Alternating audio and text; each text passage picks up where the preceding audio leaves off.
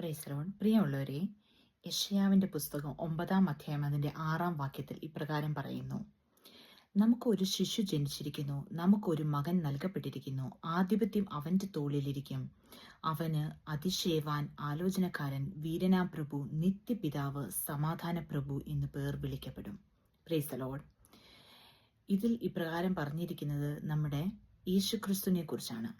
പിതാവായ ദൈവം സ്വന്തം പുത്രനായ ക്രിസ്തുവിനെ മനുഷ്യരൂപത്തിൽ ഭൂമിയിലേക്ക് അയച്ച് നമ്മുടെ പാപപരിഹാരത്തിനായി അവനെ കുരിശിൽ തറയ്ക്കപ്പെട്ടു 3-ാം ദിവസം ഉയർത്തെഴുന്നേറ്റ് സ്വർഗത്തിലേക്ക് കരേറി ഇന്നും നമുക്ക് വേണ്ടി ജീവിക്കുന്ന യേശുക്രിസ്തുവിനെ കുറിച്ചാണ് ഇപ്രകാരം ഇതിൽ എഴുതിയിരിക്കുന്നത്.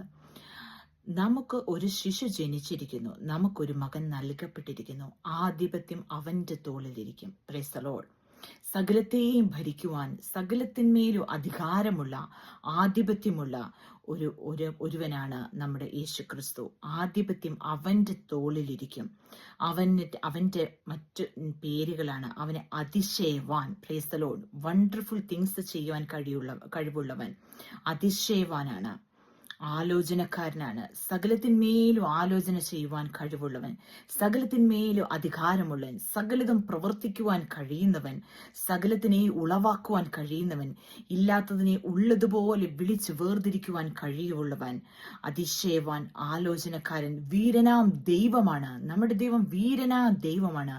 വീര്യപ്രവർത്തികളെ പ്രവർത്തിക്കുന്ന ദൈവമാണ്. അസാധ്യങ്ങളെ സാധ്യമാക്കുന്ന പിതാവായ ദൈവമാണ്. ആമേൻ. നിത്യപിതാവാണ്. നമുക്ക് എല്ലാവർക്കും നിത്യപിതാവായിരിക്കുന്ന ഒരു അപ്പനാണ്.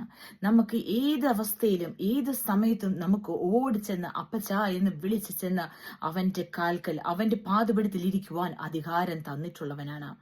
നിത്യപിതാവാണ്. സമാധാന പ്രഭുവാണ്. സകലത്തിനേലും സകലത്തിന്മേലും സമാധാനമായി പ്രവർത്തിക്കുവാൻ കഴിവുള്ള സമാധാനത്തിന്റെ പ്രഭുവാണ്. നമ്മുടെ കലകിമറിഞ്ഞ ജീവിതത്തിൽ സമാധാനമില്ലാതെ നമ്മൾ അലയുമ്പോൾ, അപ്പാ എനിക്ക് സമാധാനമില്ല, അപ്പച്ച എന്റെ ജീവിതത്തിൽ സമാധാനം തരണമേ എന്ന് നമ്മൾ അപേക്ഷിക്കുമ്പോൾ, നിത്യമായ സമാധാനത്താൽ, നിത്യമായ സ്നേഹത്താൽ നമ്മളെ വിളിച്ച് വേർതിരിച്ച് നമ്മുടെ ജീവിതത്തെ അനുഗ്രഹിക്കുന്ന നമ്മുടെ അപ്പച്ചനാണത്. ആ ദൈവമാണ്. ആ ദൈവം നമ്മുടെ ജീവിതത്തിലേക്ക് വന്നു കഴിഞ്ഞാൽ നമുക്ക് സമാധാനം ഉള്ളതായി തീരും. അതുകൊണ്ട് പരിപൂർണമായും ആ ദൈവത്തിൽ നമുക്ക് വിശ്വസിക്കാം. അവന് അതിശയവാൻ, ആലോചനക്കാരൻ, വീരനാം പ്രഭു, നിത്യപിതാവ്, സമാധാന പ്രഭു എന്നൊക്കെ പേരുള്ള പിതാവായ ദൈവമായിരിക്കാൻ ഈ വചനത്താൽ ദൈവം നമ്മെ അനുഗ്രഹിക്കട്ടെ. ആമേൻ.